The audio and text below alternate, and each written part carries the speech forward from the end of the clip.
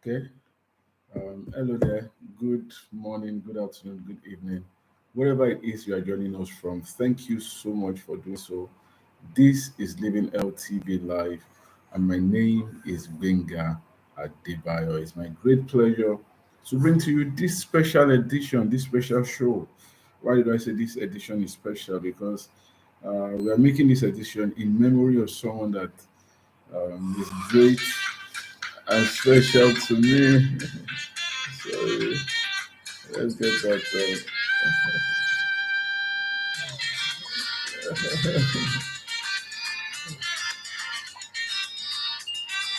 Okay.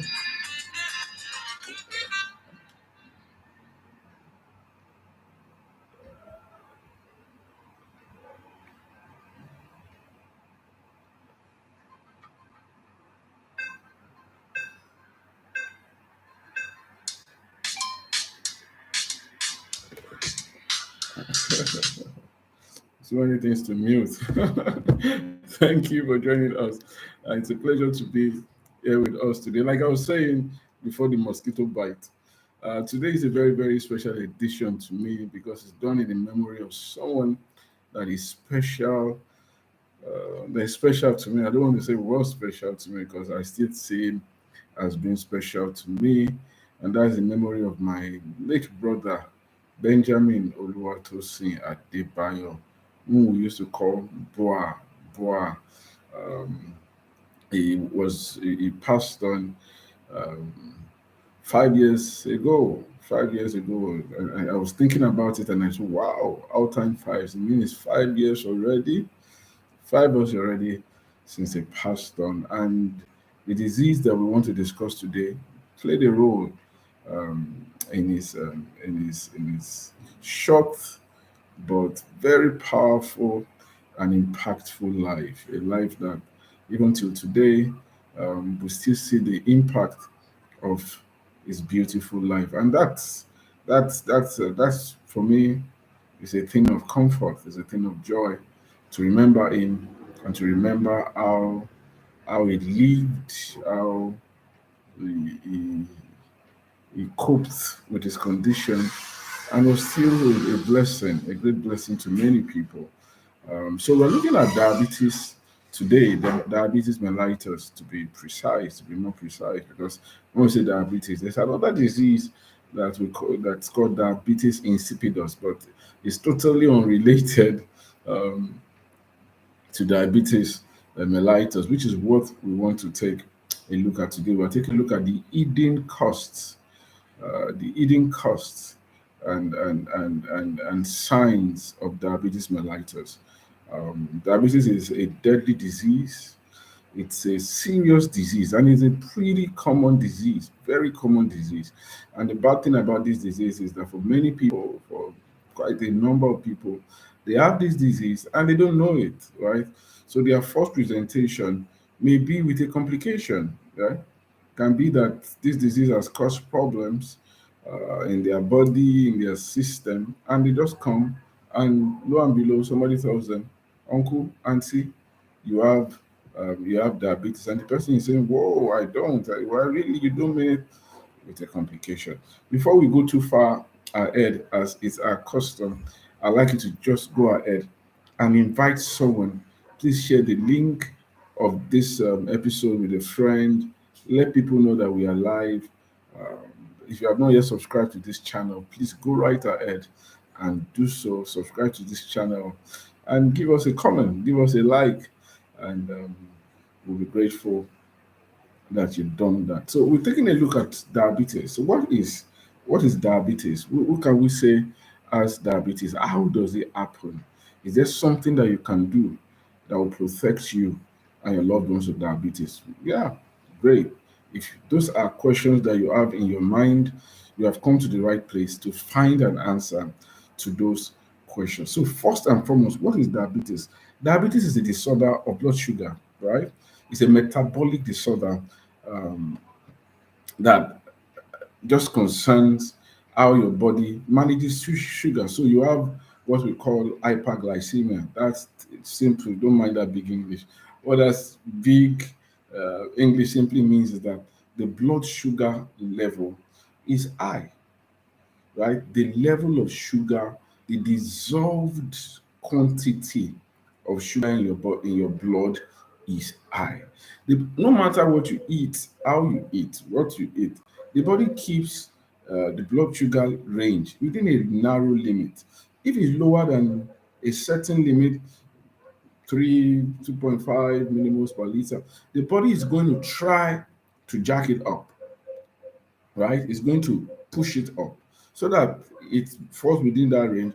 And if it starts to go very high, also, the body is going to release a substance called insulin that is going to try to bring it down. So you don't want it too low to have low blood sugar, and you also don't want it too high to have high blood sugar. So the body keeps it within that narrow limit. Now, the really very, very funny and strange thing is that in the body, there are usually two things that perform the same function, that can perform the same function. Usually two things.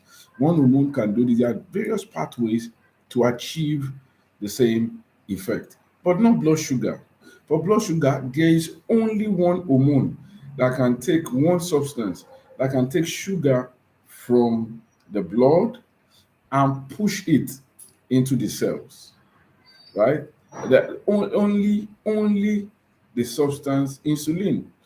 It's only insulin that will be able to take sugar from the blood. So when you eat, every time you eat, whatever you eat, once it adds carbohydrate, it is broken down into sugar. So that's the simple, the smallest single element of carbohydrate is glucose.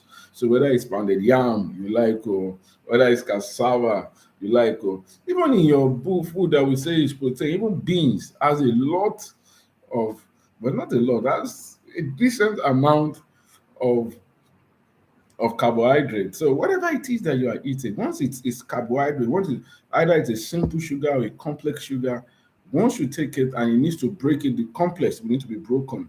Even if it's fructose, that's two molecules of sugar that you find in fruit, it will still break it into the glucose. So that glucose is taken into the bloodstream. Now, once there's glucose in the bloodstream, your body produces insulin. Your pancreas, particularly, because that's where it is produced. Your pancreas gets to work, and insulin is produced, and that blood is quickly cleared into the cells to do various things. Various things happen to it. It may be converted to a storage form, this form the body likes to store sugar, which is glycogen, right?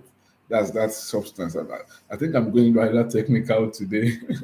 So it stores it as glycogen, and if your body can only, your glycogen is stored only in your liver, and it's stored just the quantity that can last you for 24 hours, right? Any other excess sugar that you have is converted to something else, often converted to fat, which is a calorie dense way, a sensible way to store, because it can store a lot of energy in fat. So the body the design of the body, beautiful design, stores it as fat. Okay, so I just said to you that there's only one substance that can get your body to move glucose, because it doesn't want that blood, that concentration of sugar in your blood must not be higher than a certain limit. So once it, what that simply means is that if the body does not produce insulin, can you guess what will happen?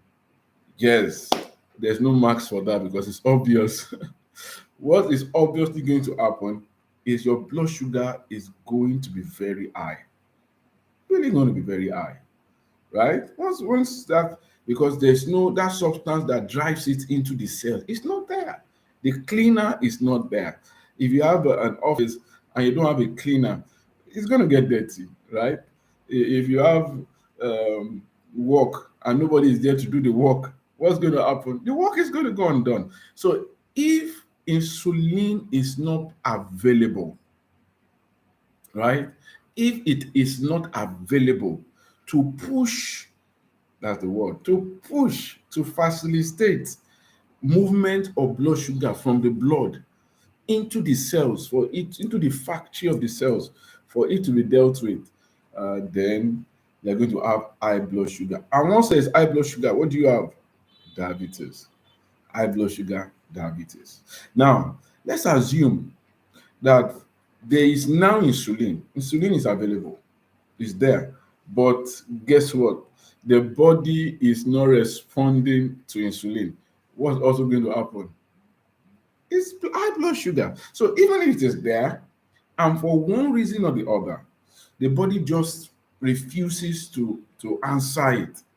Just say no, we're not answering you. Just like some people, they have parents, but the kids refuse to answer the parents, so they're good as not having of, or like it happens in an environment.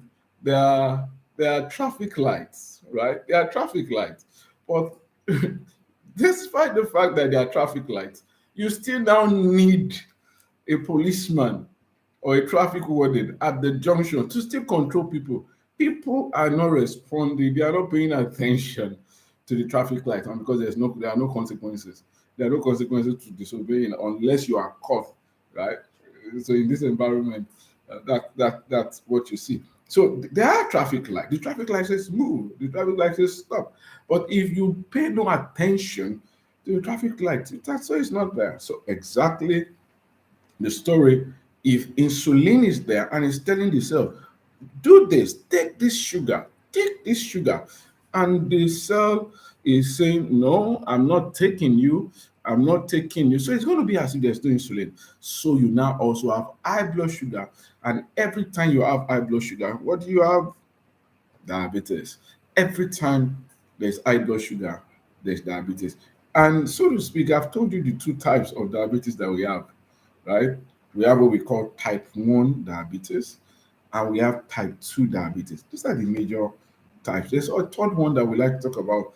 If there's time, I'll talk about it a little bit, and that's what we call gestational diabetes. What does that mean? It happens only in pregnant women, right? So it's like type 2, only that what happens is that when the woman is pregnant, she has high blood sugar, but as soon as she delivers, her blood sugar becomes normal back, right? But what we know is that people that have gestational diabetes only in pregnancy, such people are susceptible and go on later in life to have type 2 diabetes. So what is type 1? What is type 2? Type 1 diabetes occurs when there is no insulin. Once insulin is absent, not present, uh, people develop type 1 diabetes. Insulin is not there. This is not, and this can be as a result of an infection. It can be as a result of of injury to the factory of diabetes, whether sorry, to the factory of insulin. So where there's an injury to the pancreas, and that's only where it's produced. The beta cells of the pancreas are the only things that produce insulin. So if something damages that factory, either an accident, a tumor, or something, then that person ceases to produce uh, insulin, and the person has diabetes. So type 1, no, the person is not producing insulin, right? So, and that's going to figure into the management, into the treatment of that condition. We used to call type 1 diabetes, we used to call it juvenile. That's juvenile, young people. It's commoner in young people. But what the data is now showing us is that type 1 diabetes also occurs in old people, right? It also happens in old people. The odds are, if a young person has diabetes, is going to be type 1 diabetes, right? But old people, people that are older, in the older age group, also do get type 1 diabetes, contrary to what we used to think before. So type 1 diabetes and type 2 diabetes. Now, what is happening is that the person has the traffic light, right? He has that traffic sign. The traffic light is there, right? It may even have a warning, but people are not paying attention. They are not paying attention, so there's traffic jam, right? So the person is producing insulin, but the body is not responding. The body is not responding. Um, so what do we need to do for such a person? Welcome, Michael. Thank you for joining us. What do we need to do for such a person? We need to get the body to respond. That's all we need to do. We need to find a way to get that person's body to respond to the insulin. And so that also figures into the management, right, of the condition. For gestational diabetes, um, you understand the person is producing insulin, but um, there's some form of resistance. And like I said, once that person gives birth to the baby, the blood sugar goes back to normal. So it's very important to control blood sugar. Why is it important to control blood sugar? Because high blood sugar causes a lot of damage from the brain, the head to the toes, right? Once your blood sugar is elevated, damage starts to occur because sugar is not meant to be in the body to more than the limit that the body can handle. And we say that limit, once you have your blood sugar is higher than 6.1, you start to say that you have some 6.1 millimole per liter. You have another milligram per dl, but the standard unit that we use in this environment is millimole per liter. So once it starts to get higher than 6.1, you start to say you have some form of glucose intolerance, right? You have some impaired glucose tolerance. There's something is wrong, and we need to start to do something about it. But once it's higher than 7.0 for your fasting, right? Because blood sugar, like I said, when you eat, your body starts to bring it down. And when you have eaten, it tries to not to get it to be higher than a certain range. So if you have not eaten, you're fasted, and it's higher than 7.0, we say you are diabetic, right? And even if you are eating, you just ate na, and your blood sugar is higher than 11.1, it should never go higher than that. We say you are diabetic, right? So you say I just ate, and so your blood sugar is 15 millimole per liter. Oh, that's terrible. That's too high. We want to bring that down because once your sugar is high, it starts to damage your blood vessels, right? It damages your nerve cells, it damages your eyes, it damages your heart, it damages your immune system, it damages all of your body. And this damage piles up. And the bad thing about diabetes is that for many people, there may be no symptoms. They may even discountenance the common symptoms that we have. I just think it's just one of those things, and they just present with complication. But there are some symptoms that you need to look out for. There are some things that you just say, that's me, that's the way I am. That's not the way you are. If you find yourself that you are always thirsty, drinking so much water, right? Yes, thank you, Julian. I'll get to that pre-diabetes. Pre-diabetes is what I just described. I didn't call it, we call it intolerance. So you have it, your blood sugar is between 6.1 to 6.8, 6.9. We say some people will call it pre-diabetes. It just means that you are not, that's what I called impaired glucose tolerance, right? That is, you are not managing sugar. Your blood is not managing sugar properly, right? So you are thirsty. You are just drinking water. Always drinking. I just like water a lot. Dr. Dewaya said we should drink 3 liters of water every day. So you are just drinking water. Drink. You are thirsty, thirsty, thirsty. Please watch it. It could be um, you are drinking a lot of water and you are urinating a lot of water because, of course, as you drink water, you urinate. So it's your body, maybe your body, telling you that please go for checkup. Let's check if it is diabetes. You are eating, uncle. About your food. The remnant shall not waste. You are just eating. You are hungry, always hungry. hungry. It could be that you have diabetes. You are just losing weight, even though you are eating a lot, but you are losing weight, losing weight, and having boils all over your body. As one boil is going, the other one is is is coming out. As one boil is coming, another one is going. Boils all over your system. It could, because, like I said to you, high blood sugar affects your immune system. So it just scatters it, makes it.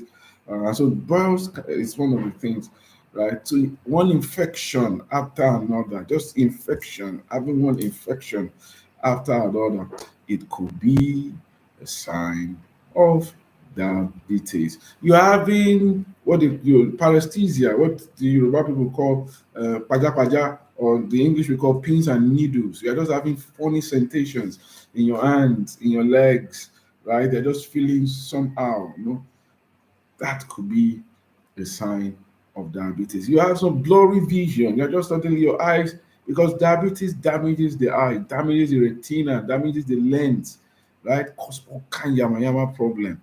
Diabetes is a terrible disease, very very bad disease. That could mean that you have diabetes. A man just having libido problems, it could be, that could be some people. That's just the presentation that they they have the erectile dysfunction. They cannot get up on demand, or when it's necessary. That could be a sign. And some people just come with complications. In fact, all these things I described, someone just collapses, a coma, right? Um, Diabetes coma, they have one kind funny smell. There's a smell that comes when somebody has that condition. Yeah. So these signs, or urinate and ants just come on your shoe, on your urine, right? So I'm being feast. That just means that your blood sugar is so high, because sugar is not meant to escape into the urine, right? It's when something is so high in the blood and your kidneys cannot cope with it. Kidney damage is also a sign, because that sugar just damages the kidney cells, damages the kidney. The kidney cannot perform its function. So from your head to the toe of your feet, blood vessels are damaged, blood is not going there, cold extremities, right? Those pin and needles, right? Pale extremities. All these things, right? They can be a sign of diabetes. Michael says that what is the result one should get for fasting? Like I said, it should not be higher than 7, right? It should not be higher than 7. And if you do fasting and you get higher than 6.1, you start to say we need to start to take care of it. We're not going to wait until it's higher than 7, right? We're going to start the preventive measures, the things that you can do, right, to keep diabetes at bay. So it's 6.8. Please, praise God with me. I'm not diabetes. No, no, no, no. We're not going to do that. So if you get 6.8, we're going to say, yes, great. We can't say by the definition that you have diabetes, but you have, like Julian has mentioned, this is pre-diabetic range. So we now start to tell you to do certain things, and those things I'm going to tell you about. So the diabetes, these signs are there from your head to your toes, inside your body, your kidneys, your sexuality, your immune system. Diabetes affects everything. High blood sugar, terrible disease, terrible disease. Because it destroys the heart, destroys the blood vessels, and the bad thing is diabetes will destroy the blood vessels, lead to hypertension, and hypertension and diabetes together, we call them the terrible twins. One makes they potentiate the effect of each other, and these are great killers, right? Right? We know that almost 10% of adults, 10% of adults, 1 in 10 have diabetes. That's a great burden. That's a huge burden. and it's a disease that is there. Start to cause complications after about 10 years, 10 to 20 years. You now start to have complications, diabetic eye retinopathy, right? Diabetic nephropathy, the kidneys. The kidneys cannot do the work that they need. The person has kidney failure, right? Diabetic neuropathy, the nerves, damages the nerves, the legs, extremities. So it is so important that we control high blood sugar.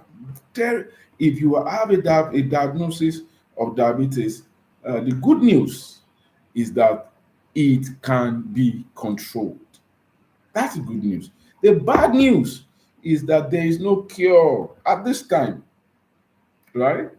At this time, there is no cure for diabetes.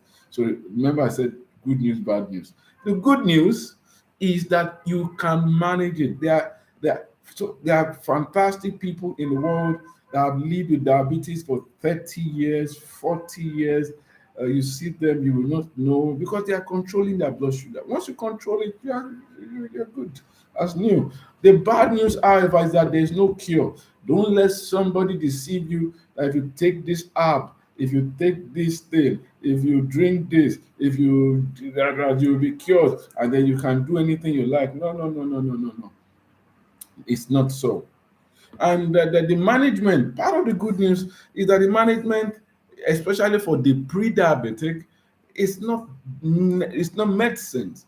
Life, even for the people that are diabetic, a key component of the management is lifestyle modification, right? Some things might change, right? Because the risk factors for diabetes are things like obesity, right?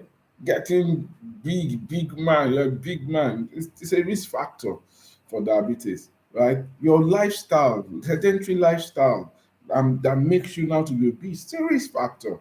So, is it man or woman? No, no, no, that's not a risk factor for diabetes. Either you're a male or female, um, it makes no difference. You can get you male, female alike can be diabetic. So diet, what you eat, it's a risk factor. It's a risk factor. So we need to know it can be managed, it can be taken care of. You can live a wholesome life, notwithstanding the fact that you have diabetes. However, there is no cure. The longer your blood sugar is outside the normal range, the worse the prognosis. It will just be damaging things, slow burning, damaging things. And we assess how well your diabetes has been controlled by a test that we call let me know. We will check your blood and we check HB1C, that's your glycosylated hemoglobin. Once blood sugar has been high for so long, the red blood cells sugar start to gum to them. So we can do a test and check how many blood cells have sugar in them. And this for us shows long-term control because the average blood cell will survive for 3 months, 120 days. So if your blood sugar has been high for 3 months, it's going to affect the number of your blood cells that have sugar attached to them. So that's why that test is important. And you don't want it to be higher than we don't want to start to get 7%. We want to start to get 6%, 7%. We start to say, so you start to get we know there's a problem. It starts to go higher and higher than that. So what can you do? What can you and I do? What can everyone do? What can you advise your friends to do to keep diabetes at bay? Prevention, they say, is better than cure, right? And for this condition, there is apparently no cure, right? There are for especially for type 1 diabetes, there are management regimes in place that gives somebody an artificial pancreas, so to speak. Like I said, the only thing that can push diabetes from the blood to the cells is insulin. So there are contraptions now that give children, very people that have type 1 diabetes, and it's very, very life-saving um, treatment for children, right? I wish it was available in Nigeria so many years ago. Um, it's still not available in Nigeria now. It's very expensive, but it's available globally now. where you have an insulin pump. So somebody that has type 1 diabetes has something attached to him, a machine that monitors his blood sugar, monitors how his blood sugar is doing, and continuously gives him the dose of insulin periodically to make sure that his blood sugar is controlled. So how do you manage insulin diabetes? Pardon me. First management is for type 1 is insulin. So that person needs to be on insulin and will be on insulin for life because he's not producing it. Unless a miracle happens and he starts to produce insulin by himself, he needs to get exogenous insulin and use it. Right? So that person needs to be on insulin, and insulin can be expensive, right? It can be expensive. It's a crisis if you read uh, drug companies just pushing up what people need to live. Um, so insulin, you need insulin. If you have type 1 diabetes, you have to get insulin. But for type 2 diabetes, so that person is producing insulin. The body is not just responding to it as he or she should. So such people, lifestyle changes first, right? So anything you can do to bring down your weight, because weight is important, anything you can do to eat healthy and reduce the strain on your pancreas will be useful. Whatsoever you can also now do to get your body to push more insulin from the bloodstream into the cells. It's also used as your medicines coming. So we have different classes of medicines that can do that. You talk to your doctor about that. So preventing insulin, preventing diabetes is critical for everybody. What we need to do is to keep our weight down, raise awareness about this condition, very important, and take preventive steps. Whatever you need to do that will get you to keep a fit, healthy lifestyle is going to be helpful for you. What you eat, don't eat. We've done a lot of stuff on this show about food. You did not come to the world to eat. So reduce what you eat. Don't eat to stupor. Don't do that. Reduce what you eat. Manage what you eat. Stay fit, right? Every time you are fit, get exercising, get moving. You give your body the shot that it needs, your heart the exercise that it needs, and these things will keep you fit.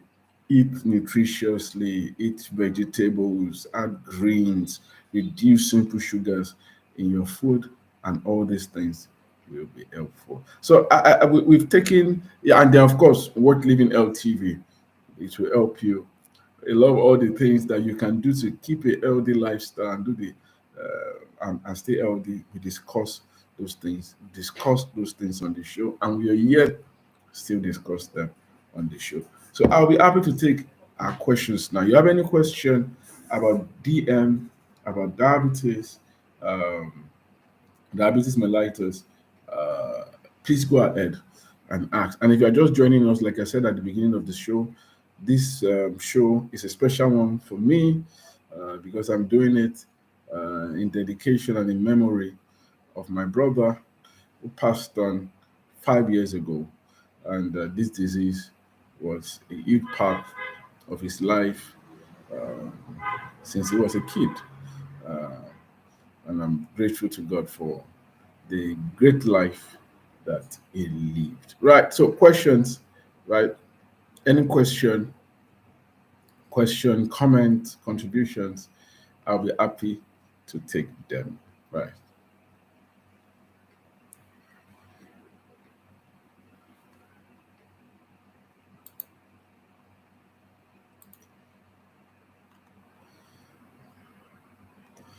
If there are no questions, okay. Thank you, Timothy. I'm grateful. Thank you for kind words. Right. Thank you. Okay. Any question or comment? I'll be grateful. I'll be happy to take them. Questions, comments, contributions on diabetes, or you've heard something, or maybe I'm not up to date. I think I am, but it's possible something just came out as I was speaking. Okay, so what's the normal blood sugar range again? So, like I said, you don't want your blood sugar to be too low, right? But that's not as common. It happens. Hypoglycemia is a present real, especially even for people that are managing um, their blood sugar, their medicines. If they take their medicines and they don't take it properly and they take it wrongly, they can go into hypo, right? And even people that are using insulin can go into hypo if you don't use it properly. So but we want we make a diagnosis of diabetes when your blood sugar, your fasting blood sugar is greater than 7. And like I said, we say something is wrong, you have impaired tolerance, it is higher than 6.1. So that means, consequently, we want your fasting blood sugar to be like 6 and lower, right? We want it to be 6 millimoles per liter and lower. So 5, around that 5 range, 5 point something, we say, okay, that's optimal blood sugar. If it starts to go lower again than 4, 4 point, you start to go into the hypo range, right? So we don't want that. So we want it to be lower than like 5.5, 5.5, right? But of course, hypoglycemia comes with the symptoms. If you have hypoglycemia, you are feeling faint. Some people get angry, some people get dizzy, some people can even faint. You just collapse. But it's not as common as people will have you believe.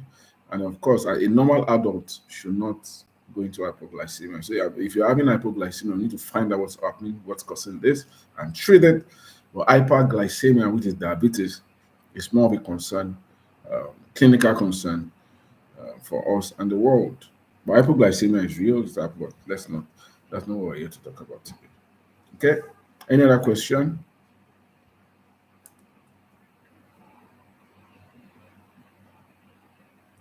If blood sugar is low, is that also diabetes? No, no, no, no, no, no, no. Low blood sugar is something totally different, right? It's not diabetes. As low blood sugar, the brain depends on glucose. The brain is it needs glucose. So if blood sugar is low, you can start to feel agitated, you start to feel restless, and you can actually faint. But that's not diabetes. It's not diabetes is high blood sugar, not low blood sugar, right? Okay. Any other question? Any other question?